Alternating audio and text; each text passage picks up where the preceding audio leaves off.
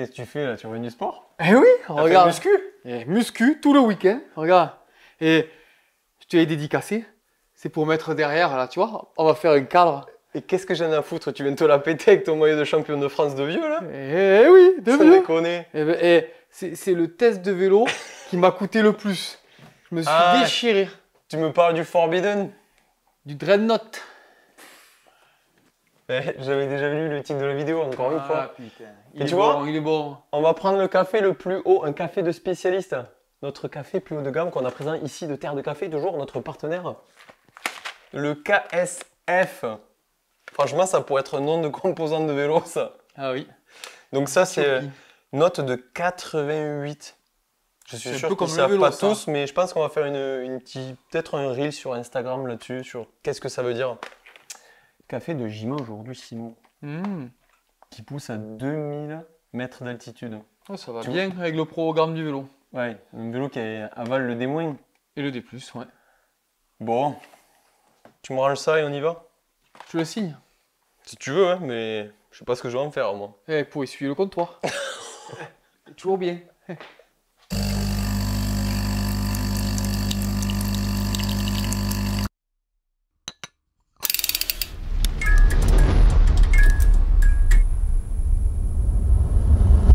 Simon, on parle enfin de Forbidden, cette marque haut de gamme, super à la mode sur les réseaux sociaux, on les voit partout. Marque de spécialiste, comme nos cafés. Ouais, grave.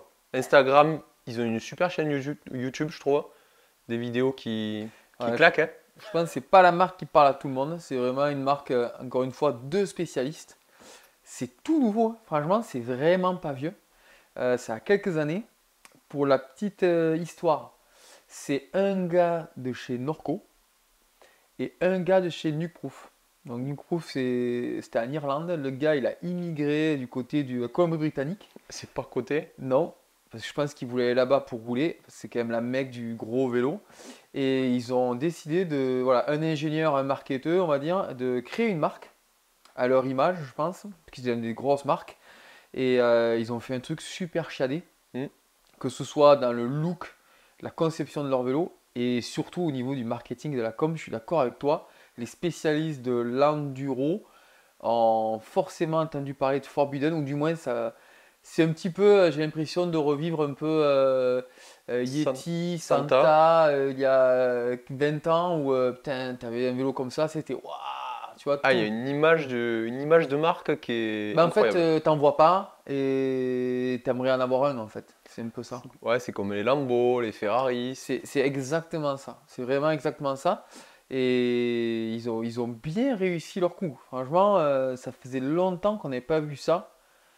Dans le milieu du cycle, une marque qui arrive à faire trouver l'alchimie. Ils parlent aux compétiteurs avec un team DH Enduro, avec des pilotes de légende et aussi des jeunes loups. C'est cool, tu vois, il y a des vieux briscards comme McDonald en DH. Et tu as des Rhys Werner en enduro, un petit jeune qui arrive de on ne sait pas où. Et puis il y a aussi par la communauté plus freeride, plus mec, ils sponsorisent des gars qui ne sont pas non plus racers. Donc ouais, ça touche une large éventail de pratiquants. Bon, on est plutôt emballé par la marque, côté image, ça c'est clair. Est-ce que ça sera la même sur le vélo? Ça on verra tout à l'heure. Il y a une chose à dire quand même, Simon. Ce Dreadnought, j'ai pas eu l'occasion de le rouler. T'as pas voulu me le prêter encore. Alors le souci, c'est que moi, je suis une frustré. petite marque. Les vélos, il n'y en a pas beaucoup, c'est assez rare. Et en fait, ça fait longtemps qu'on veut les essayer. On a galéré pour les avoir. Et on l'a eu. Et quand je l'ai eu, j'ai pas voulu te le laisser parce qu'il fallait faire le test. T'as peur que je le casse surtout, hein? Et non, puis dans le timing, pour être honnête avec toi, on l'a reçu juste avant le championnat de France d'enduro. Et je voulais faire le championnat de France d'enduro avec ce vélo depuis longtemps. Et que tu as gagné au passage? Chez les vieux. Ouais, chez les vieux. Ouais, 35-45. Ouais, je suis limite moi des 45. On en parle dans la présentation de la chaîne. Oui. Et donc voilà, j'ai pas eu le temps de te le laisser, il a fallu que je le roule, quoi. Ouais. Bon, parle-moi un peu plus des choix de la marque sur ce vélo du coup. Choix forts. Dès qu'ils sont arrivés, de toute façon, ils sont arrivés avec des choix forts, notamment avec une particularité qu'ils ont voulu mettre en avant, c'est le renvoi de chaîne. Point de pivot haut. Exactement, pour le coup, là, c'est haut. Ça, c'est quand même une spécificité parce que ils ont trois châssis, pardon. Ils ont un châssis pour le trail, le Druid, un châssis pour l'enduro, le Dreadnought, et un châssis pour la DH, Supernote. C'est la même construction, mais déclinée avec des débattements différents, des géométries différentes, et toujours avec ce fameux renvoi de chaîne. La particularité de ça, ben, c'est d'avoir une trajectoire de roue vraiment singulière comparée aux autres vélos du marché. C'est-à-dire, tu peux détailler un petit peu ça pour que tout le monde comprenne un peu mieux? Oui, surtout qu'il y a eu des évolutions c'est la deuxième version du Dreadnought, il y a eu V1, ça c'est la V2. Habituellement, les points de pivot, ils sont souvent proches de la ligne de chaîne. Ok.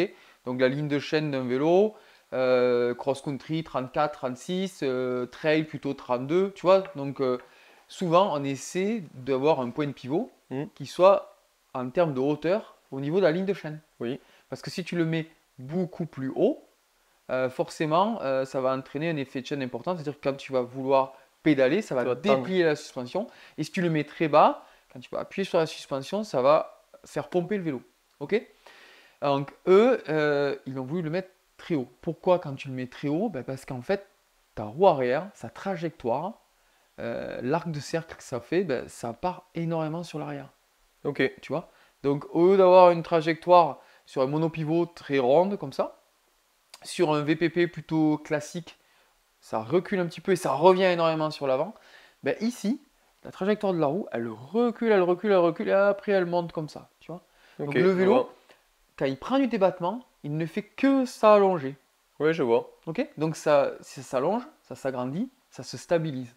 Donc tu as une roue arrière avec énormément de stabilité comparé à d'autres vélos. Ça, c'est la particularité de ça.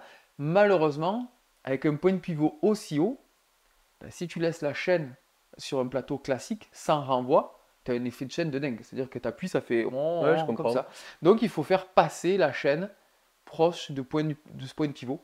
Donc il y a un renvoi. C'est pour ça que tu as cette spécificité un peu particulière avec ce design, avec cette chaîne super longue qui fait un peu, on va pas se cacher, un peu usine à gaz, quoi. Quand tu connais pas, tu te dis, wow, c'est quoi ce bordel? Tu veux que je te dise, le vélo avec le look qu'il a, il y en a plein qui m'ont dit, mais c'est un VAE? Mais ça non, il n'y a pas d'assistance. En plus, avec les masques qui sont recentrés au Oui, niveau, l'architecture. Forcément, quand tu connais pas. C'est ça, c'est ça. Ouais. De toute façon, il y a un épisode où il y aura un épisode de prévu sur le point de pivot, ça c'est sûr. Oui, c'est tellement à la mode, il y a tellement de marques qui en font. Donc on expliquera ça. Parce que, en fait, c'est pas ça. Ça sera une vidéo sur le renvoi de chaîne et les trajectoires parce qu'il y a point de pivot et point de pivot. Parce qu'entre eux, entre spécialistes, ils se font la guerre. C'est un abus de langage au final. Un abus de langage parce qu'il y en a des marques comme le Hop ou le Trek, ou ils appellent ça mid, high, enfin, milieu haut, enfin, c'est un peu le why, quoi. Bon, on aura l'occasion d'en parler vraiment précisément pour que vous compreniez tout ça. On continue du coup avec cette partie technique, on reviendra après avec les choix de la marque, vu qu'on est dans le technique. Châssis, géométrie. Donc choix technique, 160 mm de débattement à l'arrière, 170 devant. Comparé à l'ancien modèle, c'est un peu plus, parce qu'avant il n'y avait que 154 pour être très précis. Ok, là c'est gros. Hein. Là ça commence à être gros, exactement. Géométrie engagée aussi, avec un développement proportionnel avant-arrière. Donc pour chaque taille, maintenant on commence à être habitué, mais l'avant s'agrandit et l'arrière s'agrandit aussi. Ça fait un vélo assez costaud. Petite particularité, excusez-moi, c'est que sur ce V2, le vélo n'a pas forcément grandi en termes de tube supérieur. L'angle de direction, enfin la partie avant n'a pas beaucoup grandi, l'arrière un petit peu. Oui, qui a la tendance en fait actuelle. Oui, donc eux, Forbidden a eu la volonté de proposer une géométrie un peu plus centrée sur le vélo. Moi j'avais connu ça avec les fameux Banshee, avec l'arrière très long et où on était beaucoup plus droit. Forbidden a pris cette direction en donnant une position beaucoup plus centrée. Donc l'avant ne s'agrandit pas. Par contre l'arrière un tout petit peu. Donc il faut faire attention au choix de la taille par rapport à ça. D'ailleurs, tant que tu es dans les tailles, combien de tailles est dispo? Je crois 4 tailles, alors c'est un peu compliqué, c'est S1, S2, S3. Ça je suis pas super fan, on mettra pour être honnête. Ouais. Mais nous c'est un S2. On pourrait dire médium, voilà, mais ils appellent ça S2. Ok. Voilà. Les roues full 29 sur ce modèle-là qu'on a testé, mais aussi compatible mulet. 27,5 derrière, 29 voilà. devant. Donc là, ils ont repris le triangle arrière du Supernote avec des pattes arrière qui sont attachées. Donc c'est pas, voilà, tu peux les enlever et les changer et pour mettre ce que tu veux. Donc c'est pas obligé de changer de vélo ou sur la première version, il fallait changer le basculeur. Ok. C'était pas idéal, c'était un peu un compromis. Là, il y a vraiment des pattes pour le mulet, des pattes pour le 29. Qui est assez rapide à mettre en œuvre, j'imagine. C'est 4 BTR. Ok. Voilà. Sur un pied d'atelier, ça va assez rapide. Oui, c'est pas fait pour faire sur le terrain, tu fais ton choix. Sinon, est-ce que ça change la géométrie entre 27 et 2029? Exactement, ça change la géométrie et d'ailleurs, ils ne conseillent pas tout à fait la même taille si tu le roules en mulet ou pas. D'accord. Par exemple, pour moi, pour 1m76, en full 29, ils me préconisent plutôt S2 et en mulet plutôt S3. Ok, mais voilà. Tu pourrais du coup quand même le mettre en 27,5 parce que si tu vas faire de la grosse montagne ou autre chose comme ça. Ah non, mais je peux passer mon S2 hein, si je veux, mais tu vois, moi je suis un peu entre les deux, donc c'est assez intéressant. Sur ce vélo, cadre en carbone, uniquement du carbone. Le débattement, je l'ai dit. La géométrie, on en a parlé. L'ajustement des pattes. Sinon, il n'y a pas d'autres ajustements, flip, chip et compagnie. Il n'y en a pas. Ou d'angle de direction. Tout est fixe. Est-ce qu'il y a des détails croustillants là-dessus, comme des trappes? Il y a une petite trappe dessous. Moi, j'ai réussi à y glisser ma chambre à air. À la base, elle n'est pas forcément là pour ça, si? Ils l'ont fait. C'est pratique pour les gaines. Mais après, on peut y mettre quelque chose. Okay. Il y a quand même un support insert type porte-bidon sous le tube inférieur pour placer du matériel. Un bidon aussi, on peut mettre un bidon sur le tube diagonal. Un grand bidon, il y a de la place.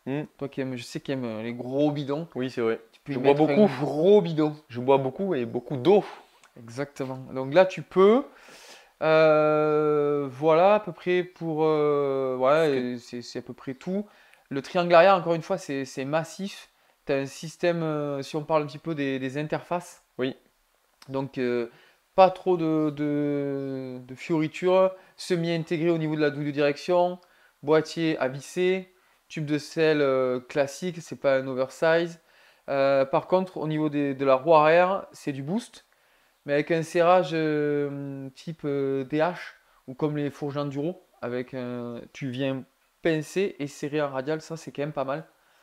Ça permet de sécuriser et de bien aligner, j'imagine. Bien aligner la roue arrière. Bon, de toute façon, quand tu crèves ce type de vélo, il te faut un multi-outil. Donc, la manipulation est un peu plus longue, mais c'est pas mal ça. Je trouve ça intéressant comme choix. Ok, oui. Patte de frein rapportée aussi. Et direct, c'est-à-dire que tu n'as pas besoin de mettre un adaptateur. Oui, je vois. Tu as 180, 200, ça c'est bien aussi, je trouve.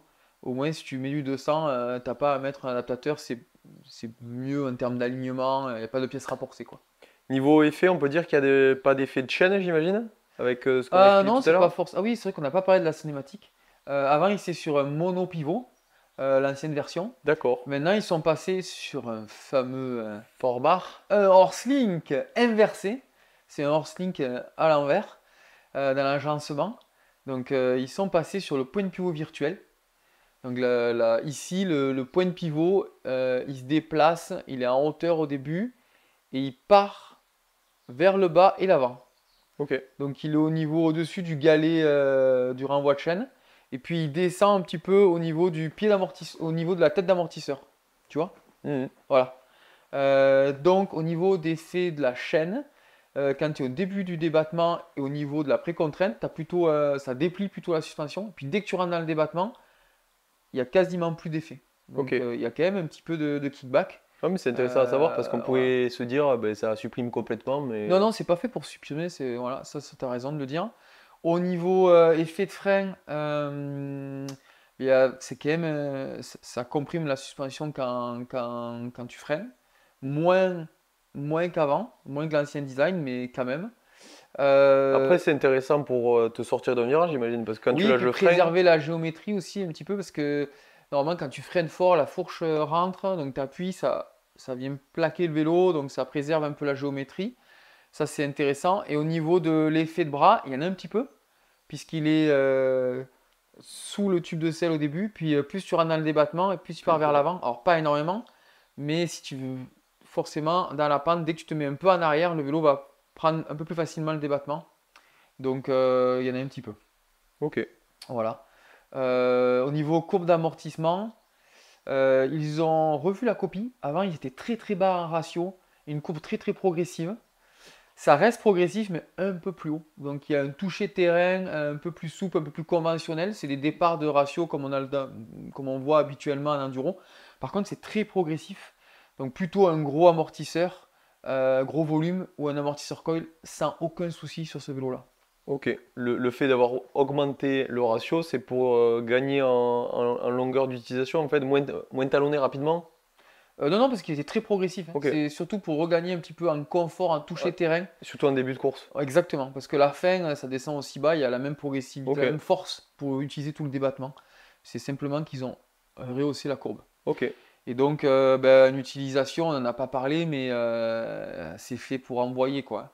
Gros enduro, bike park, sans aucun souci, mini DH, sans aucun souci. Oui, tu pouvais presque faire de la l'ADH régionale, j'imagine, sur certaines pistes, quoi. Moi, j'ai jamais eu, à l'époque, je faisais de la DH, un vélo aussi efficace, hein. Donc, tu peux rouler clairement à un niveau régional. Non, mais bike park, tu peux aller faire du double À diamond fond, ouais. sans souci. Avec la géométrie, il y a un angle de fou devant, un empattement colossal, donc c'est stable, aucun souci. Et Terrain naturel, quand même? terrain naturel, forcément, avec ce point de pivot haut, il y a énormément de grip. Donc, même s'il n'y a pas des beaux virages relevés, si c'est pourri, tu as un grip, un peu sensation de tapis volant, tu vois. Et c'est fait pour envoyer du gros.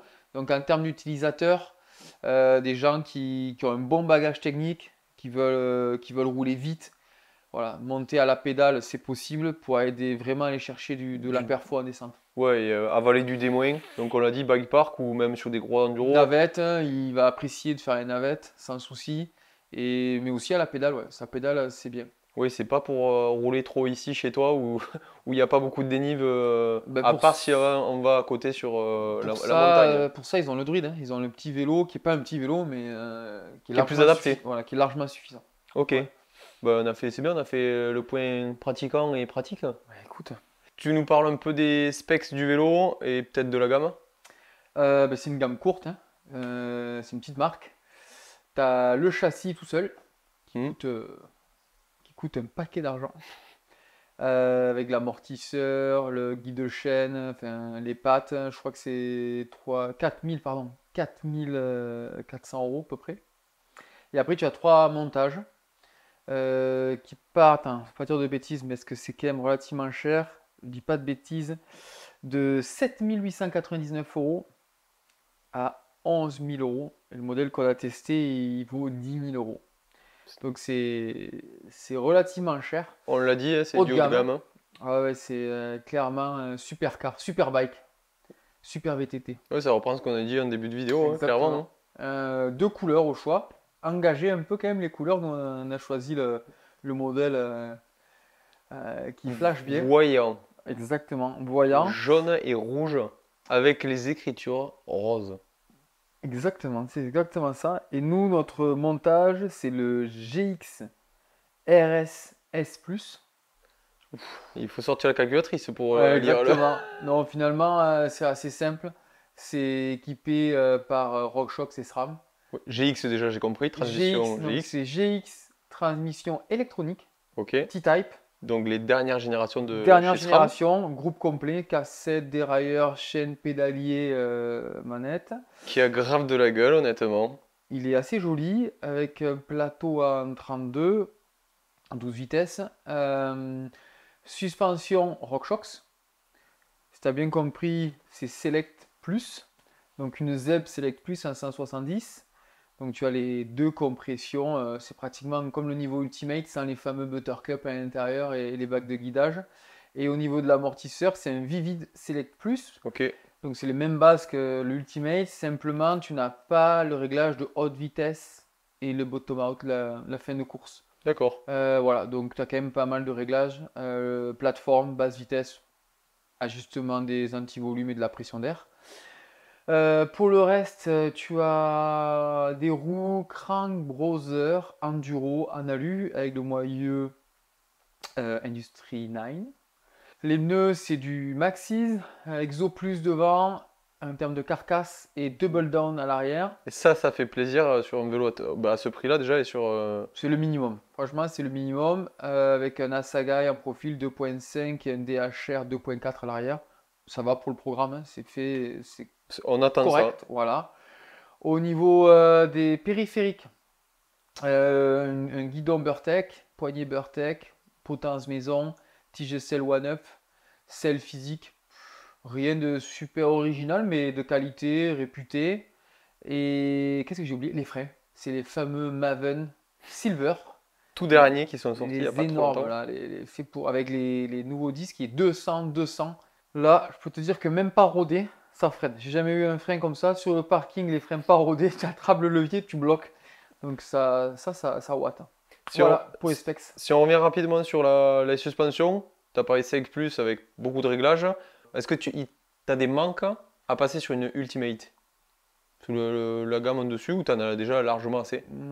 Franchement, vu l'efficacité des réglages en haute vitesse de nos amis de chez RockShox, franchement, la détente et la basse vitesse en compression et la détente, c'est vraiment les deux ajustements qu'il faut avoir au minimum.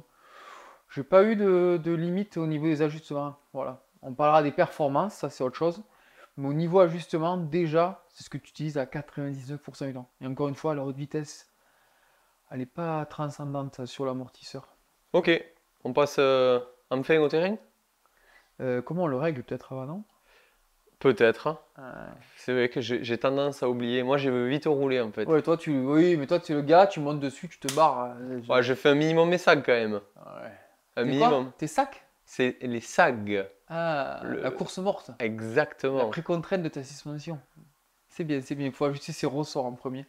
Là, écoute, recommandation constructeur pour la fourche. C'est assez bas sur cette ZEB.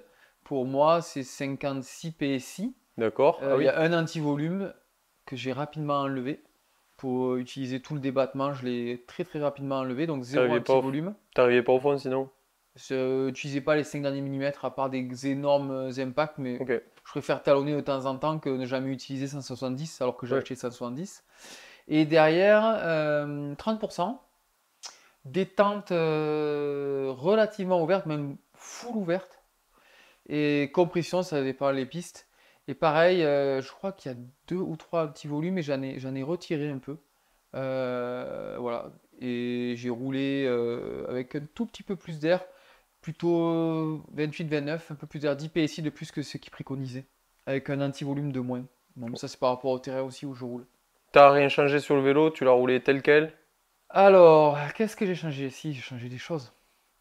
Toujours. Ouais, toujours. On peut pas rouler un vélo comme tout le monde. Non. Alors, comme je t'ai dit au début, je suis un peu entre deux tailles chez eux. Et deux séries, le vélo arrive avec une potence en 40-45 et un guidon en 20. Et il a fallu que je change ça. Pourquoi? Le premier truc que je règle sur mon vélo, c'est ma hauteur de selle et ma position de pédalage en fait. Parce que ça c'est fixe, je ne peux pas bouger. Donc là le tube de selle est assez droit, mais j'ai quand même toujours tendance à avancer ma selle parce que j'aime bien monter des trucs super raides. Chaque fois les gens me disent comment tu fais ces ratios là où tu fais du 700 de D+ sur 10 bornes ou du 500 de D+ sur 10 bornes. C'est parce que je monte des trucs raides qui sont à plus de 10, 15%, 20%. Ça arrive même qu'on monte à plus de 30%. Pour ce faire, forcément, quand tu es comme ça, la selle, tu peux pas la mettre en arrière. Et donc, moi, j'ai tendance à tout le temps régler ma selle pour monter raide, surtout ce type de vélo. Donc, ma position était assez en avant. Comme le reach n'est pas très long, on est 555 sur ce vélo, c'est pas immense. Donc, il me fallait une potence plus longue. 50 minimum. Et sur ce S2. Sur ce S2. Donc, j'ai mis une potence en 50. Le fait de la potence en 50, ben, j'étais un peu bas. Tu me dis, ben, pourquoi tu n'as pas mis des cales dessous? Le problème, c'est que si tu mets des cales dessous avec un vélo qui a 63,5 d'angle, c'est-à-dire que le pivot il vient vers toi, forcément. Le reach il diminue. Exactement, tu as tout compris. Donc, potence en bas et guidon vachement plus relevé. Donc, potence en 50, guidon en 40, voire 50. Je me suis amusé là, à faire du Dakota Norton. J'ai pas de 75, mais du Gaeton mobilette. Non, mais 40, c'était très bien. Potence en 50, guidon en En 40, voilà ce qui a changé. Et mes grippes, parce que je roulais avec des grippes ODI plus fins que ce qu'il y avait de série. J'ai changé ça. Et après, j'ai profité de tester une nouvelle suspension RockShox, on parlera un peu plus tard. Donc j'ai changé fourche et amortisseur. Ok, oui, mais ça c'est plus dans le cadre de test après. Oui, et au niveau de l'amortisseur, j'étais pas méga fan des ajustements qu'ils ont choisi Le par rapport calibrage de suspension, le fameux. et le fameux calibrage pour là où je voulais rouler, ce que je voulais en faire. J'ai changé un peu ça. Voilà. On rentre dans les détails après sur le terrain. Après ça, si vous allez vous habituer, mais c'est tout le temps pareil, hein. J'ai ajusté mes suspensions tout le temps. Ouais, il faut, sinon à quoi ça sert? Tu as dit un truc qu'il faut que je rebondisse. La première chose que je fais, c'est régler ma position sur le vélo. Tu fais le sag avant, on est d'accord pour avoir une bonne position pour faire ces premiers réglages. Oh, ça va un peu ensemble hein, au final, hein. Parce que si t'as pas d'air dans ton amortisseur, tu peux pas monter dessus. Mais si Mais si t'en as trop, il va pas s'imposer. Du coup, t'as. Voilà, exactement. Donc, mais bon, si t'es vraiment pas bien dessus, oui. En premier, je fais d'abord la pré-contrainte. Après, je fais ma position. Et quand ma position est trouvée, je recontrôle. Parce que tu vois ce qu'on vient de dire. Quand tu montes le guidon, par exemple, ben, ton assise, elle est un peu plus relevée. Ton poids est pas le même et il peut avoir quelques PSI. Ouais, le poids est le même, mais la répartition Oui, sur le vélo est différente. exactement. Tu m'as compris. Oui, c'est ça. Ouais. Oui, mais tu vois, je reformule. Trop vite. Ouais, j'ai mal formulé, excuse-moi. On passe enfin au roulage, c'est bon, on peut y passer? Ouais. On attaque par la descente hein, ou on attend un peu? Non, il faut d'abord monter avant de descendre. À part quand tu fais de la navette. J'aime pas ça, moi. La navette, Ouais, c'est j'aime, vraiment mais bien, quoi. très rarement, quoi. On est là pour pédaler. Ouais, mais quand même, hein, ce vélo-là, Tu quelqu'un te monte, c'est la folie. Déjà, avant de parler de ça, tu l'as utilisé comment? Sur quel type de terrain? Vraiment, pour sa pratique, enduro. Ok. J'ai fait de l'enduro, j'ai fait de la navette, et j'ai fait même aussi un peu de l'exploration. Voilà, j'ai fait des longues sorties aussi avec. Du dénive, du D-, Ouais, c'est ça. avec du D+, forcément, pour monter quand t'as pas fait de navette. Exactement, Ok. c'est ça. Donc, on en revient à la montée, du coup. Bah écoute, à la montée, forcément, c'est quand même un gros vélo. Il y a beaucoup de débats, c'est lourd, faut pas se leurrer, hein, c'est pas léger. Ah bah, on en vient. Ah bah écoute, Le poids. c'est. C'est pas un vélo à peser, c'est ça? Un vélo Ouais, d'enduro. franchement, vaut mieux pas le peser. C'est déprimant de peser ces vélos-là. Mais tous, hein, on parle pas que de celui-là, au final. Un Ah oui, vélo oui. enduro tout court. Ouais, vélo tout court et équipé. Parce qu'aujourd'hui, beaucoup de vélos on peut mettre des choses dessus. Ce qui est intéressant, il vaut mieux mettre ces produits Sur le vélo. sur le vélo. Que dans le sac à dos. Exactement, en termes de répartition des masses, c'est bien mieux. Et oui, tu abaisses forcément le centre de gravité. Et il faut, voilà. Mais une fois que tu as mis tes outils, ton kit de réparation, ta boisson, franchement, tous ces vélos, ils sont largement au-dessus de 16 kg, voire 17 kg. Et avec les pédales aussi, si tu as les protège-mains, les pneus renforcés ou le préventif, enfin, c'est costaud quoi. Si tu veux pas avoir de tu veux problème, rouler sereinement, ouais, pas t'arrêter tous les 3 quarts d'heure. c'est ça. En fait, Moi, c'est. je regarde plus quoi, je regarde plus le poids sur ce type de vélo. Très sincèrement, c'est. Je l'ai jamais trop regardé, moi, pour le coup. Voilà, donc sinon, ben écoute, le premier truc qu'il faut s'habituer, c'est que forcément le renvoi de chaîne fait un bruit différent au pédalage. Dû aux frictions? Alors les frictions, c'est pas plus que des roulettes de dérailleur, mais c'est pas le même bruit. Ok. Donc forcément, ça peut te choquer et voilà. Et ça se ressent forcément en fonction de la ligne de chaîne. Si tu es plutôt au milieu, il n'y a quasiment pas de bruit. Plus tu vas aller vers l'extérieur et vers les grands pignons, et plus il y a un bruit parce que la chaîne se met un peu en travers. Et ça correspond souvent au moment où tu vas beaucoup plus doucement. Quand tu montes à 2 à l'heure et voilà. Donc il y a un bruit. Forcément, s'il y a bruit, tu vas dire il y a friction. C'est pas faux. Après, il faudrait le mesurer. Il faudrait vraiment prendre le temps de le mesurer. Ça m'a pas choqué, tu perds pas 10%, comme j'avais fait certains tests il y a quelques temps avec des boîtes de vitesse où là vraiment j'avais pu le percevoir en termes de perfo avec taurine cardiaque ou un capteur de puissance. Là, pour tout te dire, sur des longues sorties, ma vitesse moyenne elle est toujours la même, quoi, autour de 10, qu'il y ait un renvoi ou pas de renvoi. Pour le coup, par contre, attention, il faut super bien lubrifier sa chaîne en permanence. Ça aime pas quoi. Dès que tu as la chaîne sèche, ça s'entend encore plus. Donc il faut faire attention à la lubrification. Sinon, au pédalage, ben, comme tous ces gros enduros, il faut monter cool. Il y a quand même un bon effet de chaîne qui fait que le vélo il pompe pas trop, même si tu n'as pas bloqué l'amorto. Si tu montes sur la route, tu peux bloquer l'amorto sans aucun souci.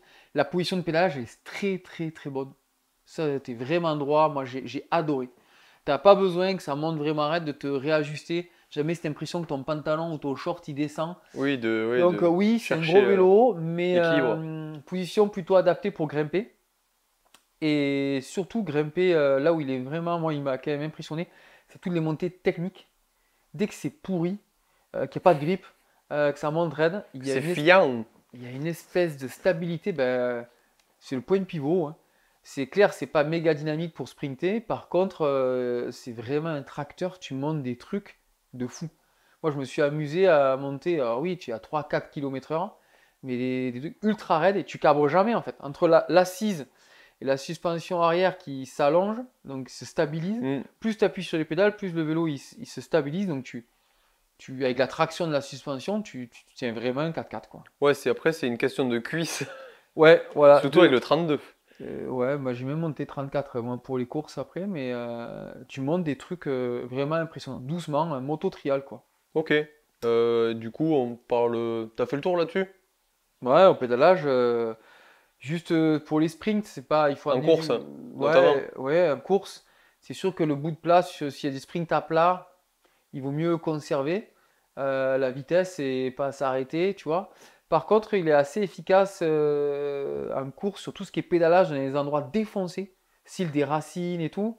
Oui, ou en général, des fois, tu te dis, en fait, je vais arrêter de pédaler parce que. Ben là, ça pédale. Ok. Tu peux vraiment pédaler, tu perds pas la motricité et il y a des manivelles en 165 dessus. Donc tu viens pas toucher facilement. Au niveau de la zone de précontrainte, là, il a un bon support, donc il ne prend pas eu des battements assez facilement. Donc tu peux vraiment pédaler dans des zones où normalement j'aurais pas mis un coup de pédale. Tu peux continuer à pédaler. Oui, où tu subis souvent. Voilà, exactement. Alors moi, le 165, c'est un pédalier où j'ai mis un peu de temps au début. Parce que le couple n'est pas le même. Hein. Tu as un bras de levier qui est moins important. Normalement, c'est plutôt 170, 175 pour le cross-country. Mais au final, il faut un peu s'y habituer. Mais quand tu t'y es habitué, tu tournes plus les pattes. Et c'est pas si mal pour une utilisation enduro au final. Voilà, tu peux pédaler à des endroits où tu n'aurais pas mis un coup de pédale. Donc c'est quand même pas mal. Où tu te loupes. Sortie de virage et tout. Hop, c'est plus facile de récupérer le coup de pédale. J'étais pas fan et puis finalement, je m'y suis habitué. C'est une bonne transition pour penser à la descente du coup. Tu vas moins toucher les manivelles. Ouais, exactement. En descente, c'est un pouce au crime. Je te cache pas, les premières descentes, ça pousse au crime. Après, je sais que j'étais avec toi sur les premiers roulages sur une course, à Albine notamment, ah ben, où tu m'as dit, j'ai l'impression d'être collé. Alors, il y a deux ça dépend les trails. Voilà, pour Albine, j'ai eu le vélo la veille, donc j'ai fait 20 km avant de faire la course. Donc à Albine, le truc c'est qu'au début c'est très linéaire. Sur les deux premières spéciales où c'est assez plat. Voilà, c'était très plat. Le vélo, la roue arrière, il y a tellement de grip et forcément à l'avant, à la stabilité du vélo, que je passe rien en fait. Après, spoiler alerte, sur le chrono, c'était efficace. Ah mais c'est ça. En fait, ta roue arrière, elle décroche jamais. Donc en fait, t'en mets. Et au final, au chrono, ça va vite. Et là où je dis que c'est pouce au crime, c'est que comme il se passe rien, eh ben, tu veux en mettre plus, quoi.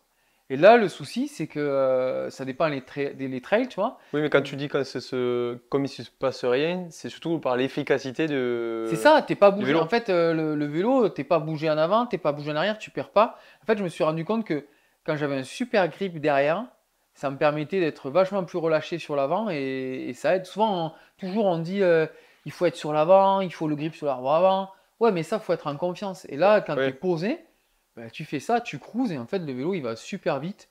Et presque, ça aseptise un peu le terrain quand il est assez facile, quand il n'y a pas de gros impacts et tout. Oui, parce que c'est lisse là-bas, c'est de la terre noire dans la pente, sur les 4 autres spéciales. Exactement, ouais, exactement. Et par contre, d'autres terrains comme chez toi à Brassac, Oui. Où là, c'est beaucoup plus dynamique. Ouais, nous, il y a un petit peu de pente, mais en fait, c'est très en terrasse, en fait. Tu as beaucoup de compression. De prise de vitesse et tout. Et là, c'est pouce au crime parce que dès que tu appuies sur tes jambes, le vélo, il prend une vitesse. Ben, tu arrives trop vite dans d'autres zones où il faut ralentir et un petit peu, des fois, un peu à contre-temps parce que le vélo, il veut en mettre. Et des fois, je me suis dit, mais en fait, Simon, ton pilotage, il est pas calibré pour le vélo. Le vélo, il peut aller beaucoup plus vite que ce que moi, je peux faire techniquement. Ouais, comme les groupes B à l'époque. Hein. Ouais, j'ai eu un peu ça des fois. Et en fait, attends, hey, calme-toi, roule tranquille. Et c'est là que je me dis, ben, c'est un vrai vélo d'enduro parce qu'en fait, tu peux rouler vite sans trop prendre de risques. Ça sert à rien. Et là, le vélo, tu t'économises en fait, tu conserves l'énergie. Tu te crispes moins. Tu peux, tu remets les watts où il faut pédaler. Et là, je me dis, ouais, ben, en fait, c'est comme ça qu'il faut utiliser. Pas en mode j'arrive à fond, je bloque tout, je repars, mais non, plutôt couler. Et voilà. Bon, après, je te cache pas que tu as vraiment l'impression d'avoir plus que 160. Donc, bon, si t'as pas le terrain qui va avec, c'est un trop gros vélo. Tu peux prendre l'autre, ça suffit. Pour chez toi, je me demande même si le druide, un peu équipé enduro, n'aurait pas largement suffi, tu vois. Oui, après, dans les courses enduro, notamment le championnat où il y a eu plus de 1000 passages, est-ce que c'est le moyen de peut-être contrefaire au terrain qui va se défoncer? Carré, ouais. Je sais pas, ouais, bonne question. Ça creuse en course, ça. Oui, c'est sûr, t'es plus en sécurité, c'est plus confortable. Et avec la fatigue aussi. Et la fatigue, oui. Mais le truc, c'est que des fois, avec la fatigue, là, le problème, c'est que dès que tu lâches les freins, ouais, il va super vite. Si t'es un peu fatigué, t'arrives pas à arriver, tu gères pas ton freinage, tu perds tout ce que t'as gagné ou tu te sors, quoi, tu vois. Donc il faut gérer ça. Ouais. Ok. Bon, c'était un bon point sur. Ouais, mais sinon, à la maison, ouais, clairement, c'est ce que j'ai gagné des secondes. Hein. Ok. J'ai gagné des secondes étonnamment sur des trails où je pensais pas. Et parce qu'en fait, j'ai pu pédaler à des endroits que je pédalais pas et conserver la vitesse où je la conservais pas. Donc j'ai fait péter des coms. Et la fameuse sélection naturelle, j'ai eu l'impression que la piste c'était une piste bleue, quoi. Pour faire un point sur cette piste, déjà le nom sélection naturelle, ça porte bien son nom. C'est de la pente, presque rien en pente. Il vaut mieux même pas savoir le démoin. Le degré d'inclinaison. Et surtout que c'est pourri. Il y a des cailloux partout. C'est exigeant. Bah écoute, avec ce vélo, j'étais dans un fauteuil. J'ai même pas essayé d'aller vite parce que je me dis, je vais me sortir, on peut pas trop aller vite. Ah non, là non. Donc j'ai roulé comme si j'ai eu l'impression de faire une piste avec un vélo, un flow trail presque, tu vois. C'était posé comme ça, là. Pop, pop, pop, pop, pop. Easy. Ok. Donc, tu vois l'état d'esprit du vélo, quoi. Lui, il a pas peur. Lui, il n'y a rien qui fait peur. La piste de DH à côté, pareil. Franchement, j'ai roulé aussi vite qu'avec mon vélo DH à l'époque. Voire plus, j'imagine. Donc en descente, pas de souci. T'as eu des soucis ou pas sur ce vélo? Écoute, là aussi, très bon point. Il coûte un bras, mais par contre, un peu comme les Santa, ce que j'ai bien apprécié, j'ai eu rien à faire. J'ai enchaîné les courses, les runs, j'ai même pas touché, resserré quelque chose, tu vois. Rien à faire. Changer les pneus suivant les conditions, mais au niveau châssis, il n'y a rien qui a bougé.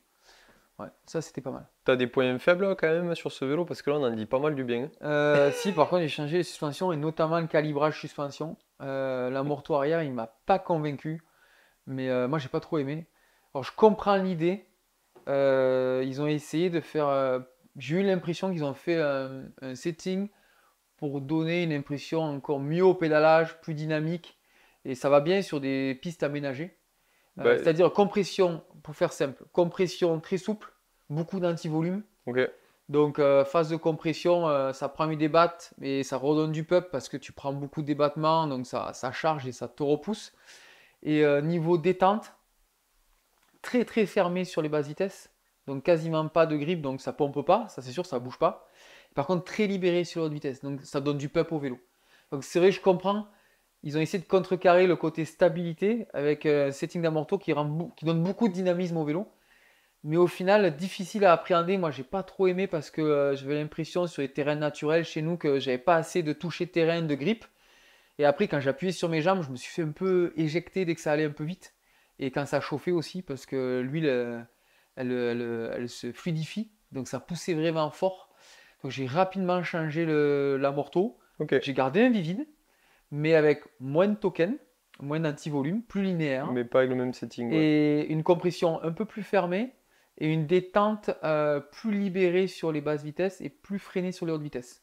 Ça me permettait d'avoir un peu plus de sécurité en descente, un meilleur toucher, meilleur grip et moins me faire surprendre par les coups de raquette, tu vois. Après, est-ce que ça correspond plus à un choix qui a été effectué sur leur terrain de développement par rapport au terrain européen? J'imagine, ouais, je pense. Je pense que sur leur terrain, c'est plus adapté Ok. que nous, notre version enduro, qui est quand même vachement plus hachée, des terrains plus naturels, beaucoup de passages. T'as vu à Brassac, il y avait des Nord-Américains, ils ont dit ouah, c'est ultra particulier, c'est vrai. T'as des endroits, tu prends 40 à l'heure, 2 secondes après, tu es à 20, tu navigues entre les trucs serrés, tu repars. C'est pas du tout le trail qu'ils ont chez eux, qui sont plus ouverts, plus rapides. Ouais. C'est un constat qu'on fait souvent en fait avec les vélos qui sont développés en Amérique ou au Canada par rapport à l'Europe. Hein. Ouais, exactement. Ouais, ouais. On passe au point positif quand même. Bah écoute, les points positifs, bah, il y en a quand même pas mal, hein, tout ce qu'on a dit quand même, tu vois. Je sais pas s'il y a besoin de leur faire un résumé parce qu'au final, il faudrait quand refaire la même, vidéo. ouais, ouais, c'est quand même assez positif. Quand même un point que j'ai été agréablement surpris, c'est la rigidité châssis. Oui.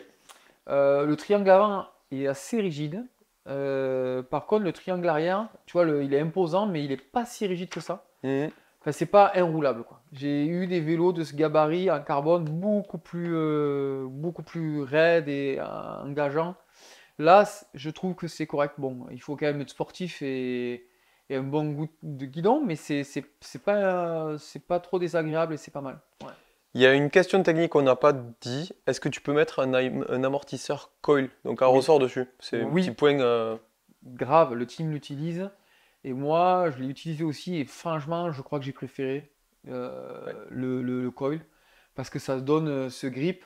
Le support en fait. Maintien, il y a plus de support. Parce que c'est vrai que ce vélo, avec ce centre instantané de rotation qui part vers l'avant, il a un peu tendance à s'ouvrir. Il y a déjà beaucoup d'angles devant.